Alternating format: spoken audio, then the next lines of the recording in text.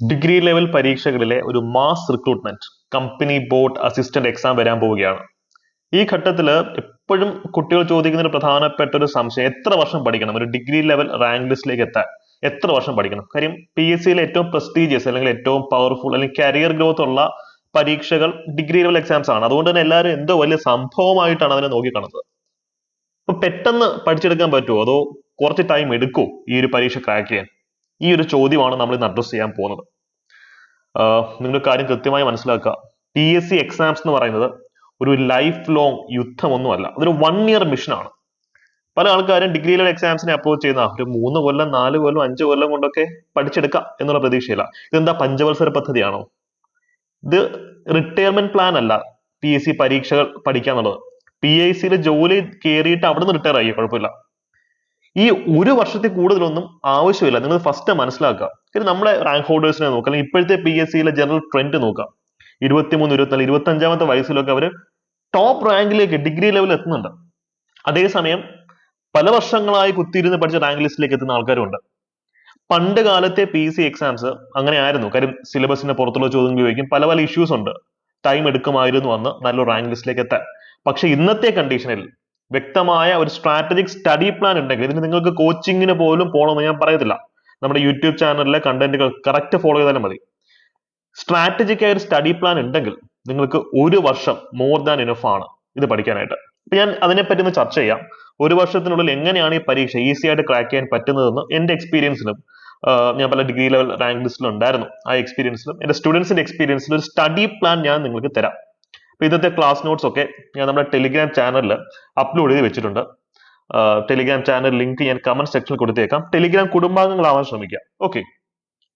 അപ്പം എത്ര വർഷം പഠിക്കണം? ആരെങ്കിലും നിങ്ങളെ പറഞ്ഞു തരാം 4-5 വർഷം കൊണ്ട് മാത്രമേ ഒരു ഡിഗ്രി ലെവൽ എക്സാം ക്രാക്ക് ചെയ്യുള്ളൂ എന്ന് ആരെങ്കിലും പറഞ്ഞു തരാണെങ്കിൽ അവരെ വിശ്വസിക്കരുത്. അത് തെറ്റായിട്ടുള്ള ഇൻഫർമേഷൻ ആണ്. അത് PSCയിലെ ഏറ്റവും വലിയ അന്ധവിശ്വാസം അതാണ്. ഒരു പഞ്ചവത്സര പദ്ധതി പോലെ പോയെങ്കിൽ മാത്രമേ, അല്ലെങ്കിൽ 3 വർഷം 4 വർഷമൊക്കെ മിനിമം പഠിച്ചെങ്കിൽ മാത്രമേ റാങ്ക് ലിസ്റ്റിലേക്ക് എത്താൻ പറ്റുള്ളൂ എന്നുള്ള അന്ധവിശ്വാസമാണ്. നിങ്ങളുടെ ജീവിതം കരകയറ്റണം, ജീവിതമാണ് പ്രധാനം. അല്ലാതെ PSCക്ക് വേണ്ടി ത്യാഗം സഹിച്ച് ജീവിതം മാറ്റിവെക്കേണ്ട കാര്യമൊന്നുമില്ല. PSC ഒരു ഉപകരണം മാത്രമാണ്. നിങ്ങൾ സ്വപ്നം കണ്ട ജീവിതത്തിലേക്ക് എത്തിച്ചേരാനുള്ള ഒരു മാർഗം, ഒരു ഉപകരണം മാത്രമായിട്ട് കാണുക. അല്ലാതെ PSC ആണ് ജീവിതം എന്ന് പറഞ്ഞാൽ അതിനു വേണ്ടി ജീവിതം ത്യാഗം ചെയ്തിരിക്കേണ്ട കാര്യമില്ല. അതുകൊണ്ട് നിങ്ങൾക്ക് വേണ്ടത് കൂടുതൽ സമയമല്ല. എക്സാം ക്രാക്ക് ചെയ്യാനായിട്ട് നിങ്ങൾക്ക് വേണ്ടത് കൂടുതൽ ടൈം അല്ല, പകരം ഡിസിപ്ലിൻ ആണ്, ഫോക്കസ് ആണ്, നല്ല ഒരു സ്ട്രാറ്റജിക് സ്റ്റഡി പ്ലാൻ ആണ്. ഒരു 6 മാസം അല്ലെങ്കിൽ പോട്ടെ മാക്സിമം 8 മാസം മതി നമുക്ക് സിലബസ് പൂർണ്ണമായി പഠിച്ചെടുക്കാൻ. അത് ഡിഗ്രി ലെവൽ എക്സാം ഏതോ ആയിക്കോട്ടെ, കൃത്യമായി നിങ്ങൾ പോവുകയാണെങ്കിൽ 8 മാസത്തിനകം സിലബസ് തീരും. അത്രയും കൺസൈസ് ആയിട്ടുള്ള സിലബസ് ആണ് PSC കൊടുത്തിട്ടുള്ളത്. ഞാൻ ഒരു കാര്യം പറയാണ്, നിങ്ങൾക്ക് 100 മാർക്കിൽ 100 മാർക്ക് നേടാനാണ് ആഗ്രഹമെങ്കിൽ ഇതിനൊരു 100 വർഷം എടുത്തേക്കാം. പക്ഷേ നമുക്ക് ഇതിന്റെ ആവശ്യമില്ല. നമുക്ക് ഡിഗ്രി ലെവൽ ഒരു ജോലി നേടുന്ന റാങ്ക്, ഒരു ടോപ്പ് 10 റാങ്ക് അല്ലെങ്കിൽ ടോപ്പ് 100ലേക്ക് എത്തുക എന്നുള്ളതാണ് ലക്ഷ്യം. അതിന് ഈ പഠനം മതി. അത് സ്ട്രാറ്റജിക് ആയി പഠിക്കണം. എങ്ങനെയാണെന്നുള്ള കാര്യം ഞാൻ നിങ്ങൾക്ക് കൃത്യമായി പറഞ്ഞുതരാം. എല്ലാ വിദ്യാർത്ഥികളും ചെയ്യുന്ന പരിപാടി എന്താ? സിലബസ് പഠിച്ചങ്ങ് തുടങ്ങും. പക്ഷെ റിവിഷൻ നടത്തത്തില്ല, പ്രാക്ടീസ് ചെയ്യത്തില്ല, മോക്ക് ടെസ്റ്റുകൾ അറ്റൻഡ് ചെയ്യത്തില്ല. ഇവിടെയാണ് നമുക്ക് അടി തരുന്നത്. ഒരു 10-15 ലക്ഷം ആൾക്കാർ എഴുതുന്ന ഒരു പരീക്ഷയാണെന്നിരിക്കട്ടെ PSC. പക്ഷെ അതിനകത്ത് റിയൽ കോമ്പറ്റീഷൻ, യഥാർത്ഥ മത്സരം നടക്കുന്നത് ഒരു 25,000 ആൾക്കാർക്കിടയിൽ മാത്രമായിരിക്കും. ഇവര് മാത്രമാണ് പഠിക്കുകയും റിവിഷൻ നടത്തുകയും പ്രാക്ടീസ് ചെയ്യുകയും ചെയ്യുന്നത്. ബാക്കിയുള്ള എല്ലാവരും പഠിച്ചുകൊണ്ട് മാത്രമായിരിക്കും. ബ്ലാക്ക് ഹോളിലേക്ക് കാര്യങ്ങൾ അകപ്പെട്ട് കാണാതെ പോകുന്ന പോലെ അവരുടെ പഠിക്കുന്നെല്ലാം മറന്നു നോക്കിക്കൊണ്ടിരിക്കും. റിവിഷൻ ഇല്ല. സ്റ്റഡി മാത്രം പോരാ, റിവിഷൻ വേണം, പിന്നെ കൃത്യമായിട്ടുള്ള പ്രാക്ടീസ് വേണം. ഇതാണ് ട്രയാങ്കിൾ അപ്രോച്ച്. ഞങ്ങളുടെ യൂട്യൂബ് ടെലിഗ്രാം കമ്മ്യൂണിറ്റി വഴിയും അതുപോലെ തന്നെ ഞങ്ങളുടെ ബാച്ചസിൽ ഞങ്ങൾ കഷ്ടപ്പെട്ട് പ്രൊമോട്ട് ചെയ്യാൻ ശ്രമിക്കുന്ന ഒരു അപ്രോച്ച് ഇതാണ്. ട്രയാങ്കിളിന്റെ ഉള്ളിൽ വരിക, പഠിക്കുക, റിവിഷൻ നടത്തുക, പ്രാക്ടീസ് ചെയ്യുക. ഇതിന്റെ ഉള്ളിലുള്ള ഒരു 10-25,000 ആൾക്കാർക്കിടയിൽ മാത്രമേ റിയൽ കോമ്പറ്റീഷൻ ഉള്ളൂ. അപ്പൊ നിങ്ങൾ ഇതിനകത്ത് ഏതെങ്കിലും ഒന്നും ചെയ്യുന്നില്ല എന്നുണ്ടെങ്കിൽ നിങ്ങൾ ഇനി 3 അല്ല 4 അല്ല 5 കൊല്ലം എടുത്താലും ക്രാക്ക് ചെയ്യുന്നതിന് ബുദ്ധിമുട്ടാണ്. അതാണ് ഞാൻ പറഞ്ഞ ഡിസിപ്ലിൻ വേണമെന്ന് പറഞ്ഞതുകൊണ്ടാണ്. എന്തുകൊണ്ടാണ് കുറെ ഇപ്പൊ ട്രയാങ്കിൾ ഇല്ലാത്ത ഒരാളെ സങ്കല്പിക്കുക, അയാൾ പഠിക്കത്ത് മാത്രമേ ഉള്ളൂ. പിന്നെ എന്തുകൊണ്ട് അയാൾ 5-6 കൊല്ലം കഴിയുമ്പോൾ പാസ്സാവുന്നത്?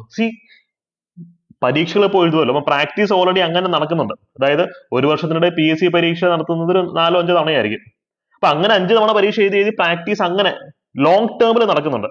പക്ഷെ ഇത് ഒരു മാസത്തിനുള്ളിൽ ചെയ്യണം. അതിന് നമ്മൾ എന്ത് ചെയ്യണം? PSCയുടെ മുൻകാല വർഷ ചോദ്യ പേപ്പറുകൾ ഡൗൺലോഡ് ചെയ്ത് പഠിക്കുക, നമ്മൾ സ്വന്തമായി ചോദ്യം ക്രിയേറ്റ് ചെയ്ത് ഡൗൺലോഡ് ചെയ്ത് പഠിക്കുക, മോക്ക് ടെസ്റ്റുകൾ അറ്റൻഡ് ചെയ്യുക. റിവിഷന്റെ കാര്യം അങ്ങനെയാണ്. അതാണ് നിങ്ങൾ 5 കൊല്ലം കൊണ്ട് ചെയ്യേണ്ടുന്ന ഈ ഒരു ടാസ്കുകൾ വളരെ ലൈറ്റായി ഡിസിപ്ലിൻ ഉണ്ടെങ്കിൽ നിങ്ങൾക്ക് ഒരു വർഷം കൊണ്ട് ചെയ്യാൻ സാധിക്കും. മനസ്സിലായല്ലോ? PSCയുടെ ഒറിജിനൽ പരീക്ഷകൾ എഴുതിയല്ല പ്രാക്ടീസ് നടത്തേണ്ടത്. മോക്ക് ടെസ്റ്റുകൾ അറ്റൻഡ് ചെയ്തും PSCയുടെ തന്നെ മുൻകാല വർഷ ചോദ്യ പേപ്പറുകൾ മാത്രം ഉപയോഗിച്ച് ചെയ്താലും മതി, നിങ്ങൾക്ക് ക്രാക്ക് ചെയ്യാൻ സാധിക്കും. ഓക്കെ, ഇത് നിങ്ങളുടെ മനസ്സിലിരിക്കണം. ഇനി സ്ട്രാറ്റജിക് ആയ ഒരു സ്റ്റഡി, ഇതൊരു യുദ്ധഭൂമിയാണ്. യുദ്ധഭൂമിയിൽ ശക്തി കൊണ്ട് മാത്രം ഒരാൾക്കും ജയിക്കാൻ സാധിക്കില്ല. ഭഗവത്ഗീതയിൽ കൃഷ്ണൻ നമ്മളെ പഠിപ്പിക്കുന്ന അതാണ്. യൂറോപ്പിലെ യുദ്ധങ്ങൾ നമ്മളെ പഠിപ്പിക്കുന്ന അതാണ്. ഈജിപ്തിന്റെ ചരിത്രം നമ്മളെ പഠിപ്പിക്കുന്ന അതാണ്. എല്ലാം യുദ്ധത്തിന്റെ ഒരു പെർസ്പെക്റ്റീവ് നോക്കിയാണ് ഒരു പട്ടാളക്കാരന്റെ മെന്റാലിറ്റി വേണ്ടത്. അതാണ് തന്ത്രപരമായി പഠിക്കുക, സ്ട്രാറ്റജിക് ആയി പഠിക്കുക എന്ന് പറയുന്നത്. അതുകൊണ്ടാണ് ശക്തി കൊണ്ട് മാത്രം ഒരു യുദ്ധം നിങ്ങൾ ജയിക്കാൻ സാധിക്കില്ല. അതുകൊണ്ട് തന്നെ ഹാർഡ് വർക്ക് മാത്രം പോരാ, കൃത്യമായ സ്മാർട്ട് വർക്കും വേണം. കൃത്യമായ സ്മാർട്ട് വർക്ക്, പരീക്ഷാ തന്ത്രങ്ങൾ എന്ന് പറയുന്നത് നമ്മുടെ ചാനലിലെ പ്ലേലിസ്റ്റ് നിങ്ങൾ നോക്കിയാൽ മതി, നിങ്ങൾക്ക് ഇതിന്റെ ഒരു ഐഡിയ കിട്ടും. ഹാർഡ് വർക്ക് എന്ന് പറയുന്നത് എന്താ? നമ്മൾ ചിട്ടയായി സിലബസ് അനുസരിച്ച് പഠിക്കാം. സ്മാർട്ട് വർക്ക് എന്ന് പറയുന്നതോ കുറുക്കു വഴികൾ ഉപയോഗിക്കാം. നല്ലൊരു ബ്യൂറോക്രാറ്റ് എന്ന് വെച്ച് കഴിഞ്ഞാൽ അയാൾ പെട്ടെന്ന് ഒരു പ്രോബ്ലം സോൾവ് ചെയ്യുന്ന വ്യക്തി. കുറുക്ക് വഴി എന്ന് പറയുമ്പോൾ അൺഎത്തിക്കലായ മോശപ്പെട്ട വഴി എന്നല്ല ഉദ്ദേശിക്കുന്നത്. നമ്മുടെ വീട്ടില് നമുക്ക് പോകാനായിട്ട് കുറുക്ക് വഴികളാണ്, അതുപോലെ ആലോചിച്ചാൽ മതി. മോശപ്പെട്ട കാര്യം ഇത് ചിന്തിക്കേണ്ട. ഇപ്പൊ നമ്മൾ സിവിൽ സർവീസസ് പരീക്ഷയിൽ ഉപയോഗിക്കുന്ന എലിമിനേഷൻ ടെക്നിക്കുകൾ ഉപയോഗിക്കണം. ഇത് കഴിഞ്ഞ ഡിഗ്രി ലെവൽ പരീക്ഷയിലെ ചോദ്യമാണ്. നമുക്ക് ജസ്റ്റ് എങ്ങനെയാണ് സ്മാർട്ട് വർക്ക് ഉപയോഗിച്ച് ഉത്തരത്തിലേക്ക് എത്താൻ പറ്റുമെന്ന് നോക്കാം. ചോദ്യം എന്താണ്? ഞാൻ മറ്റൊരു വീഡിയോയിൽ ചർച്ച ചെയ്തിട്ടുള്ള വിഷയമാണത്. ജോഗ്രഫിയിൽ ഒരു കടുകട്ടി ചോദ്യം, ജോഗ്രഫി വലിയൊരു ഡിഫിക്കൽട്ട് ചോദ്യം. ഇന്ത്യയിലെ ജോഗ്രഫിക്കൽ ഫീച്ചേഴ്സ്, ഭൗമരൂപങ്ങളെ, അതായത് ഇതിനകത്ത് ഏതൊക്കെ ഭൗമരൂപങ്ങളാണ് അല്ലെങ്കിൽ ജോഗ്രഫിക്കൽ ഫീച്ചേഴ്സ് ആണ് ഇന്ത്യയിലെ മൺസൂൺ ക്ലൈമറ്റിനെ സ്വാധീനിക്കുന്നതെന്ന ചോദ്യം. ഫസ്റ്റ് സ്റ്റേറ്റ്മെന്റ് എന്താ? ഹിമാലയ ഒരു ബാരിയർ ആയിട്ട് ആക്ട് ചെയ്യുന്നു, മഴ പെയ്യിപ്പിക്കുന്നു. ഡെക്കാൻ പ്ലേറ്റ്യൂവിന് മൺസൂണിന്റെ കാര്യത്തിൽ ഒരു റോളും ഇല്ലെന്ന് പറയുന്നത്. ഒരു ബട്ടർഫ്ലൈയുടെ ചിറകിന്റെ അടി പോലും ഒരു രാജ്യത്തിലെ ക്ലൈമറ്റിനെ ബാധിക്കും. അത്രയും കോംപ്ലിക്കേറ്റഡ് സിസ്റ്റമാണ് ക്ലൈമറ്റ്. അപ്പോഴാണ് ഡെക്കാൻ പ്ലേറ്റ് പോലെ വലിയൊരു ജോഗ്രഫിക്കൽ ഫീച്ചർ അതിനകത്ത് ഒരു റോളും ഇല്ല, നോ റോൾ എന്ന് പറയുന്നത്. അപ്പൊ ഇത് തെറ്റാണെന്നുള്ളത് വെറും കോമൺ സെൻസ് ആണ്, അല്ലാതെ ഇത് നിങ്ങൾ ടെക്സ്റ്റ് ബുക്ക് വായിച്ച് പഠിച്ചിട്ട് പോയി അറ്റൻഡ് ചെയ്യേണ്ടതല്ല. അതാണ് ഞാൻ പറഞ്ഞത്, സ്മാർട്ട് വർക്ക് ചെയ്യണമെന്ന് പറയുന്നത് അതുകൊണ്ടാണ്. ബിയോ western Ghats, eastern Ghats, Himalayan, Deccan plate ഇതെല്ലാം മൺസൂൺ ഇൻഫ്ലുവൻസ് ചെയ്യുന്നു എന്ന് പറയുന്നത്. മൺസൂണിന്റെ ഇന്റൻസിറ്റിയും അത് ഇൻഫ്ലുവൻസ് ചെയ്യുന്നു എന്ന് പറയുന്നു. അതിന് ഈ സ്റ്റേറ്റ്മെന്റ് എന്താ പ്രശ്നം? അടുത്ത സ്റ്റേറ്റ്മെന്റിലേക്ക് പോവാം. ഇന്ത്യൻ പെനിൻസുലാർ പ്ലേറ്റ്യൂവിന് മൺസൂണിന്റെ കാര്യത്തിൽ വളരെ ചെറിയ ഇൻഫ്ലുവൻസ് മാത്രമേ ഉള്ളൂ എന്ന് പറയുന്നത്. നമ്മൾ കേരളത്തിൽ പെയ്യുന്ന മഴ കാണുന്നതാണ്. കേരളം മൺസൂൺ ക്ലൈമറ്റ് ഉള്ള സ്ഥലമല്ലേ? അപ്പൊ നമ്മുടെ കേരളം പെനിൻസുലാർ പ്ലേറ്റിലുള്ള സ്ഥലമല്ലേ? അപ്പൊ ഇതിന് വെറും മിനിമം എഫക്ട് മാത്രമേ ഉള്ളൂ. ഇവിടെ പറഞ്ഞു വരുന്നത് ഇന്ത്യൻ പെനിൻസുലാർ പ്ലേറ്റ്യൂവിന്റെ ഷേപ്പിന് മൺസൂണിനെ കാര്യമായിട്ട് ഇൻഫ്ലുവൻസ് ചെയ്തില്ല, വളരെ ചെറിയ ഇൻഫ്ലുവൻസേ ഉള്ളൂ. അതിന് പകരം ആഗോള പ്രതിഭാസങ്ങൾ എൽനിനോ ലാനിനോ ഒക്കെ ഇൻഫ്ലുവൻസ് ചെയ്തെന്ന് പറയുന്നത്. ഇതിനകത്ത് എന്ത് ലോജിക്കാ ഉള്ളത്? ഇത് തെറ്റാണ്. ഡിയിൽ എന്താ പറയുക? താർ ഡെസേർട്ട് ഒരു ഹൈ പ്രഷർ റീജിയൻ ക്രിയേറ്റ് ചെയ്യുന്നു പറയുന്നത്.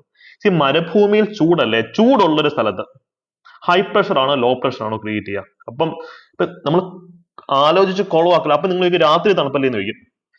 ജനറലിസ്റ്റിക് ആയിട്ട് നിങ്ങൾ ചിന്തിക്കാം. Common sense is not so common എന്ന് പറയുന്നത് കോമൺ സെൻസ് ഉപയോഗിച്ച് ചിന്തിക്കാം. നമ്മള് കോംപ്ലിക്കേറ്റഡ് ചിന്തിച്ചു കഴിഞ്ഞാൽ ഒന്നിനും അർത്ഥമില്ല എന്നുള്ള രീതിയിലേക്ക് പോകും, അല്ലെ? മനുഷ്യ ജീവിതത്തിന് പോലും അർത്ഥമില്ല എന്നൊക്കെ ചിന്തിക്കേണ്ടത്. നമ്മൾ അത്രയും കോംപ്ലിക്കേറ്റഡ് ചിന്തിക്കാന്നുണ്ടെങ്കിൽ നിങ്ങൾ ഏറ്റവും ഒരു ബ്യൂറോക്രാറ്റ് ചിന്തിക്കുന്നതിൽ കോമൺ സെൻസ് മാത്രം ഉപയോഗിക്കുക, പണ്ഡിതനെ പോലെ ചിന്തിക്കേണ്ട കാര്യമില്ല. അപ്പൊ ഡെസേർട്സ് എന്ന് പറയുന്ന ഒരു കോണ്ടെക്സ്റ്റ് നിങ്ങൾ ആലോചിച്ച് നോക്കിയേ. അപ്പം ഡി തെറ്റാണ്. അപ്പൊ ഇതിന്റെ ഉത്തരം ബി ആണ്, അത് കോമൺ സെൻസ് ആണ്. പക്ഷെ ഇത്രയും വലിയ ചോദ്യം കാണുമ്പോൾ നമ്മൾ സ്കിപ്പ് അടിച്ച് പോവുകയാണെങ്കിൽ നമ്മുടെ മാർക്കിനെ വളരെ മോശമായിട്ട് ബാധിക്കും. ഈ ഒരു വീഡിയോ നിങ്ങളൊന്ന് കാണാൻ ശ്രമിക്കുക. കഴിഞ്ഞ ഡിഗ്രി ലെവൽ പ്രിലിംസിന് ചലഞ്ചിങ് ആയിട്ട് നിങ്ങൾക്ക് തോന്നിയ ചോദ്യങ്ങളൊക്കെ ഇത്തരത്തിൽ സ്മാർട്ട് വർക്ക് ഉപയോഗിച്ച്, എലിമിനേഷൻ ടെക്നിക്സ് ഉപയോഗിച്ച്, കറക്കി കുത്തുന്നൊക്കെ നമ്മൾ പറയുന്ന സ്മാർട്ട് സ്ട്രാറ്റജി യൂസ് ചെയ്ത് ചെയ്യാൻ സാധിക്കുന്നതാണ്. ഈ വീഡിയോ കണ്ടു കഴിഞ്ഞാൽ ഇത് നിങ്ങളുടെ ലൈഫിനെ അത് ട്രാൻസ്ഫോം ചെയ്യുക 100% ഉറപ്പാണ്.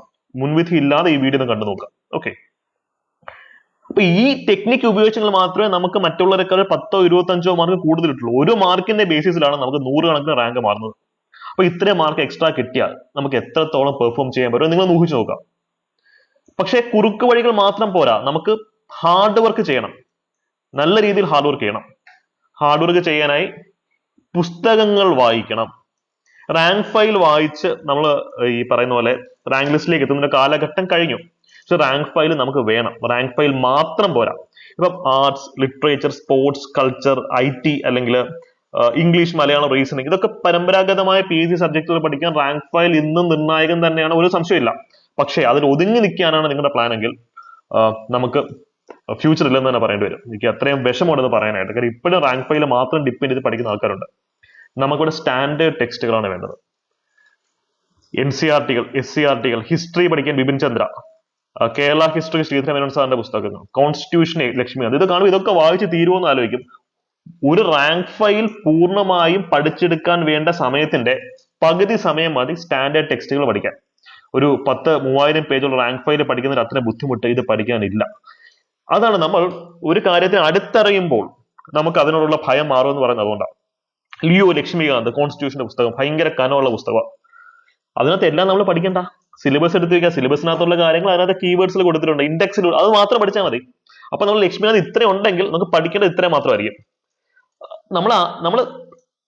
നമുക്ക് കറേജ് ആണ് വേണ്ടത്, സത്യത്തിനെ ഫേസ് ചെയ്യാനുള്ള കറേജ്. ഡിഗ്രി ലെവലോ നമ്മളെ കൊണ്ട് ഒക്കത്തില്ല എന്ന് പറഞ്ഞ് വീട്ടിൽ ചടഞ്ഞുകൂടി ഇരിക്കാൻ എളുപ്പമാണ്. പക്ഷെ ഒരു ട്രൈ ചെയ്ത് നോക്കാൻ, ഒരു എഫേർട്ട് ഇട്ട് നോക്കാൻ, അതാണ് ബുദ്ധിമുട്ട്. ആ ഒരു സ്മോൾ സ്റ്റെപ്പ് ആയിരിക്കും നിങ്ങളുടെ ലൈഫിൽ ലാർജ് ഡിഫറൻസ് വരുത്തുന്നത്. സോ എൻവയോൺമെന്റ് പഠിക്കാൻ ശങ്കർ IAS പുസ്തകം വളരെ നല്ലതാണ്. ശ്രീറാം IAS എക്കണോമി, അതുപോലെ രമേശ് സിംഗിന്റെ എക്കണോമി നല്ലതാണ്. ഓക്സ്ഫോർഡ് അറ്റ്ലസ്, സയൻസ് ആൻഡ് ടെക്നോളജിക്ക് പിന്നെ ഒരു സ്റ്റാൻഡേർഡ് ടെക്സ്റ്റ് നമുക്ക് ഇങ്ങനെ പറയാനില്ല. അത് ക്ലാസ് നോട്ട്സും കറണ്ട് അഫയേഴ്സും ബേസ്ഡ് ആയിട്ട് തന്നെ പഠിക്കേണ്ടി വരും. വേൾഡ് ഹിസ്റ്ററിക്ക് patterns and interactions in world history എന്നൊരു പുസ്തകമുണ്ട്. പിന്നെ കറണ്ട് അഫയേഴ്സ് പഠിക്കാൻ PSC ബുള്ളറ്റിൻ, യൂട്യൂബ് ചാനലുകളും പിന്നെ ഹിന്ദു നിങ്ങൾക്ക് യൂസ് ചെയ്യാവുന്നതാണ്. ഹിന്ദു ന്യൂസ് പേപ്പറിൽ നിന്നാണ് നമുക്ക് റാങ്ക് മേക്കിംഗ് ചോദ്യങ്ങൾ വരുന്നത്. അപ്പൊ ഇങ്ങനെ വേണം നമ്മൾ പഠിക്കാൻ. റാങ്ക് ഫയൽ പഠിക്കുന്നതിന് അത്ര ബുദ്ധിമുട്ടില്ല ഇത് പഠിക്കാനായിട്ട്. ചോദ്യങ്ങൾ എവിടെ നിന്ന് വരുന്നു എന്ന് തിരിച്ചറിഞ്ഞ് പഠിക്കണം. ചവറ് പോലെ പഠിക്കാൻ കഴിയില്ല. ഞാൻ എപ്പോഴും പറയുന്നത് ആഴത്തിൽ പഠിക്കണം, ആസ്വദിച്ച് പഠിക്കണം. ആഴത്തിൽ പഠിക്കണം എന്ന് പറയുമ്പോൾ ചവറ് പോലെ വാരി വലിച്ച് എല്ലാം പഠിക്കണം എന്നല്ല അതിന്റെ അർത്ഥം. പഠിക്കേണ്ട ടോപ്പിക് അതിന് റിക്വയർഡ് ആയിട്ടുള്ള ഡെപ്തിൽ പഠിക്കാം. നിങ്ങൾ PhD എടുക്കാനല്ല പോകുന്നത്, ബ്യൂറോക്രാറ്റ് ആവാനാണ് പോകുന്നത്.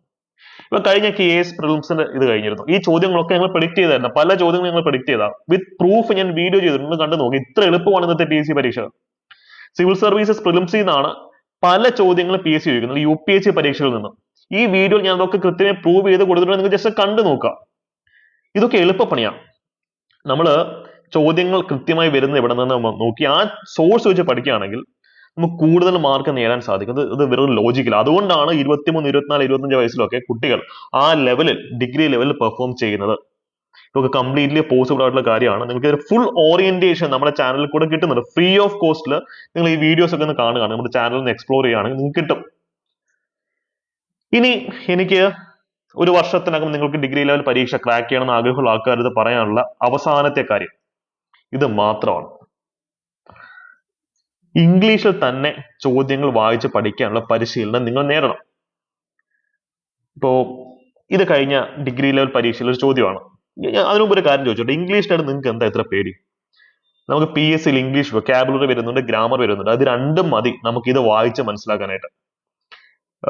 എന്തൊരു സൈക്കോളജിക്കൽ പ്രശ്നമാണ് പ്രധാനമായിട്ട് ഇംഗ്ലീഷ് പഠിക്കുന്ന കാര്യത്തിൽ കുട്ടികൾക്കുള്ളത്. അതിന്റെ ഡേഞ്ചർ എത്രത്തോളം നിങ്ങളെ ഞാൻ ഇപ്പൊ കാണിച്ചു തരാം. ചോദ്യം എന്താണ്? ഇന്ത്യൻ മൺസൂണിനെ സ്വാധീനിക്കുന്ന ഘടകങ്ങൾ എന്തെന്ന് നോക്കിയ ചോദ്യം. അന്തർ ട്രോപ്പിക്കൽ കൺവെർജൻസ് സോൺ എന്നാണ് ഇന്റർ ട്രോപ്പിക്കൽ കൺവെർജൻസ് സോൺ അവർ വെച്ചിരിക്കുന്നത്. ഇതെന്താണ് അന്തം? എന്താണ് അന്തം? ഇവിടെ കൊടുത്തിട്ടുണ്ട്, ഭാരതീയ മൺസൂൺ സമുദ്രത്തിലും കരയിലുള്ള താപനില വ്യത്യാസം മാത്രമല്ല ആഗോള കാലാവസ്ഥ സമൂഹം ഇത് ബാധ ചെയ്യുന്നില്ല. എന്താ ബാധയാണോ, പ്രേതബാധയാണോ ഒരു ഉദ്ദേശം? എന്താണ് അത് ഉദ്ദേശിക്കുന്നത്? പ്രത്യാഘാതങ്ങൾ, ഭൗമശാസ്ത്ര പ്രത്യാഘാതങ്ങൾ. ഇപ്പൊ എനിക്ക് മാർക്ക് നഷ്ടമായിട്ടുണ്ട് ഇംഗ്ലീഷ് ചോദ്യങ്ങൾ വായിക്കാതെ മലയാളം ചോദ്യങ്ങൾ വായിച്ചത് കൊണ്ട് തന്നെ. കാര്യം ട്രാൻസ്ലേഷൻ വരും. ആ സാഹചര്യത്തിൽ ഇംഗ്ലീഷ് ചോദ്യമായിരിക്കും നിലനിൽക്കാം. എനിക്ക് മാർക്ക് നഷ്ടമായിട്ടുണ്ട്. ധാരാളം കുട്ടികൾക്ക് മാർക്ക് നഷ്ടമാവുന്നുണ്ട്. സോ ഡിഗ്രി ലെവൽ ക്രാക്ക് ചെയ്യണമെന്നാണ് നിങ്ങളുടെ പ്ലാനെങ്കിൽ ഇംഗ്ലീഷിൽ തന്നെ പരിശീലിക്കണം. ഇത് ഏറ്റവും എളുപ്പപ്പണിയാണ്. ഏറ്റവും സ്മാളസ്റ്റ്, ഏറ്റവും ഈസിയസ്റ്റ് സ്റ്റെപ്പാണ് ഇംഗ്ലീഷ് ചോദ്യങ്ങൾ പരിശീലിക്കുക എന്നുള്ളത്. ഒരു മാസം ഒന്ന് ബുദ്ധിമുട്ട് വരും. നമുക്കൊരു ചിലപ്പോൾ നമ്മുടെ ഈഗോയെ പോലെ അത് ഹർട്ട് ചെയ്യും. അയ്യേ എനിക്ക് ഇത്രയൊക്കെ അറിയത്തുള്ളൂ നമുക്ക് ചോദ്യം വരും. പക്ഷെ ട്രാക്കിലായി കഴിഞ്ഞാൽ നമുക്ക് ഈസിയാണ്. പിള്ളേരെ ഇംഗ്ലീഷ് ചോദ്യം പറഞ്ഞാൽ അത്ര ഈസിയാണ്. കാര്യം നിങ്ങൾ സെക്രട്ടേറിയറ്റ് അസിസ്റ്റന്റ് എടുക്കുക, സ്പെഷ്യൽ ടോപ്പിക്സ് വരുന്നുണ്ടല്ലോ, പ്രിൻസിപ്പിൾസ് ഓഫ് മാനേജ്മെന്റ്. അത് എങ്ങനെയാണ് മലയാളത്തിൽ പഠിപ്പിക്കാൻ പറ്റുക? അത് ഇംഗ്ലീഷ് ഒരു യൂറോപ്യൻ ടോപ്പിക്കാണ്. പ്രിൻസിപ്പിൾസ് ഓഫ് അഡ്മിനിസ്ട്രേഷൻ മലയാളത്തിൽ എങ്ങനെയാണ് സ്പെഷ്യൽ ടോപ്പിക്കുകൾ നിങ്ങൾക്ക് പഠിക്കാൻ പറ്റുക? ഒന്ന് ആലോചിച്ച് നോക്കിയേ. പക്ഷെ ഇതൊന്നും ഒരു ബാലികേറാമലയല്ല. ഡിഗ്രി ലെവൽ എക്സാംസിന് അപ്രോച്ച് ചെയ്യുമ്പോൾ ഇംഗ്ലീഷിൽ മാത്രമേ നിങ്ങൾ തയ്യാറെടുക്കാവൂ.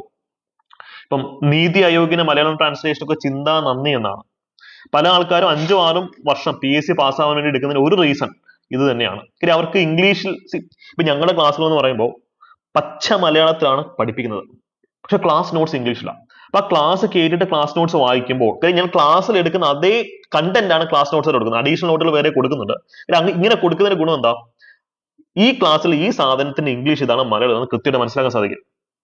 അപ്പം ഇത് നിങ്ങളോട് തന്നെ ചെയ്യുന്നൊരു ചതിയാണ്. നിങ്ങൾ മലയാളത്തിലാണ് ഡിഗ്രി ലെവലിന് പ്രിപ്പയർ ചെയ്യുന്നതെങ്കിൽ അത് നിങ്ങളോട് ചെയ്യുന്ന വലിയൊരു ചതിയാണ്. നിങ്ങളുടെ വിലപ്പെട്ട വർഷങ്ങൾ, 1 വർഷം 2 വർഷം 3 വർഷം ഒക്കെ നിങ്ങൾ നഷ്ടമാക്കുക. ഇംഗ്ലീഷിൽ തന്നെ പരിശീലിക്കണം. ഏറ്റവും എളുപ്പപ്പണി ഇതാണ്. ഈ ടോപ്പിക് ഞാൻ വിശദമായിട്ടൊരു വീഡിയോ പിന്നെ ചെയ്യാം. അപ്പൊ ഇത്രയും കാര്യങ്ങളായിരിക്കും നിങ്ങളുടെ അടുത്ത് പറയാനുള്ളത്. സോ ഇനി നമുക്ക് ലാസ്റ്റ് ചെയ്യാനുള്ള ഒരു കാര്യം, നിങ്ങൾ വിഷ്വലൈസ് ചെയ്യാം. ഒരു വർഷത്തിനകം ഒരു PSC degree level rank holder ആവുന്നതായിട്ട് വിഷ്വലൈസ് ചെയ്യാം. ഞാൻ പറഞ്ഞു നിങ്ങൾക്ക് കൂടുതൽ ടൈം അല്ല വേണ്ടത്, കൂടുതൽ എനർജി, കൂടുതൽ വിഷൻ, കൂടുതൽ കൺസിസ്റ്റൻസി, സിസ്റ്റമാറ്റിക് ആയിട്ടുള്ള സ്റ്റഡി പ്ലാൻ, ഇത്രയാണ് നിങ്ങൾക്ക് വേണ്ടത്. സെൽഫ് സ്റ്റഡി നടത്തിയാൽ നിങ്ങൾക്ക് അറ്റൈൻ ചെയ്യാൻ സാധിക്കും. പക്ഷെ നിങ്ങളുടെ അഫോർഡബിൾ കോഴ്സ് ആണ് നോക്കുന്നതെങ്കിൽ, ഇപ്പം കമ്പനി ബോർഡ് അസിസ്റ്റന്റ് എക്സാം വരാൻ പോവുകയാണ്, അതിന് ഇനി വരാനുള്ള യൂണിവേഴ്സിറ്റി അസിസ്റ്റന്റ് അല്ലെങ്കിൽ എക്സൈസ് ഇൻസ്പെക്ടർ പരീക്ഷകൾക്കൊക്കെ നിങ്ങൾക്ക് ഹെൽപ്പ് ചെയ്യുന്ന ഡിഗ്രി ഫിലിംസ് പെർസ്പെക്റ്റീവ് ഒരു ബാച്ച്, ദ്രോണ ബാച്ച്, വളരെ അഫോർഡബിൾ ആയിട്ടുള്ള ഫീസ് നിങ്ങൾക്ക് തരുന്നുണ്ട്. ഇതിനകത്ത് നിങ്ങൾക്ക് വേണമെങ്കിൽ 6 മാസം കൊണ്ട് തന്നെ സിലബസ് കവർ ചെയ്തിട്ട് റിവിഷൻ സ്റ്റാർട്ട് ചെയ്യാൻ പറ്റുന്ന രീതിയിലാണ് സ്റ്റഡി പ്ലാൻ സെറ്റ് ചെയ്തിട്ടുള്ളത്. ഞാൻ പറയുന്നു, നമുക്ക് ടോപ്പ് റാങ്കിലേക്ക് എത്താൻ 100-ൽ 100 മാർക്ക് വാങ്ങിക്കണം, അത് പറ്റത്തില്ല, ഇമ്പോസിബിൾ ടാസ്ക് ആണ്. ടോപ്പ് 10ലേക്ക് എത്താൻ നമുക്ക് സ്ട്രാറ്റജിക് ആയ ഒരു സ്റ്റഡി പ്ലാൻ മാത്രം മതി. ഈ അന്ധവിശ്വാസത്തിനെതിരായിട്ട് നിങ്ങൾ അതായത് ഡിഗ്രി ലെവൽ എക്സാം നേരിടാനായിട്ട് 3, 4, 5 വർഷം പഠിക്കണം എന്നുള്ള അന്ധവിശ്വാസം നമുക്ക് തകർക്കണം. 1 വർഷത്തെ സ്റ്റഡി പ്ലാൻ മതി അത് ക്രാക്ക് ചെയ്യാനായിട്ട്. കമന്റ് ചെയ്യാം 1 ഇയർ മിഷൻ എന്ന് നിങ്ങൾ കമന്റ് സെക്ഷനിൽ കമന്റ് ചെയ്യാം. അപ്പൊ എനിക്ക് തിരിച്ചറിയാൻ പറ്റും ഞാൻ പറഞ്ഞ എത്രത്തോളം നിങ്ങൾക്ക് മനസ്സിലായിട്ടില്ലെന്നൊക്കെ എനിക്കും തിരിച്ചറിയാൻ സാധിക്കും. Go for it. സ്വപ്നങ്ങൾക്ക് ചങ്ങലകൾ ഇടരുത്. നിങ്ങളുടെ ഏറ്റവും വലിയ ശത്രു നിങ്ങൾ തന്നെയാണ്. ആ ശത്രുവിനെ കീഴടക്കിക്കൊണ്ട് നിങ്ങൾ സ്വപ്നത്തിന് വേണ്ടി പടപൊരുതുക. All the best. Thank you. By.